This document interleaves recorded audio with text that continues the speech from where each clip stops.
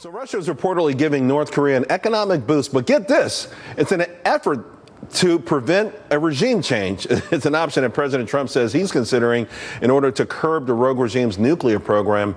Moscow officials have previously claimed that a regime change would not solve the crisis and that it must be done through diplomatic means. Here to discuss, Herb London, president of the London Center for Policy Research.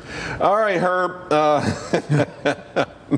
So Russia is helping because, you know, if you think Kim Jong-un is bad, wait till you see who's up in the batter's box. I don't believe that for a moment, not for a moment. Look, I think that regime change might be necessary. There are all kinds of pressures that have to be applied. There is no doubt that we have to take very seriously all of the changes that have occurred in North Korea. But the most important thing to do is to make sure that the nuclear program of the North Koreans does not gain any more traction, that these tests do not continue, that the threat to the United States and to North America clearly does not exist. Is there any credence to the idea that, hey, you know, it could be worse if it unraveled a country that's never known democracy, because Saddam Hussein, things got worse.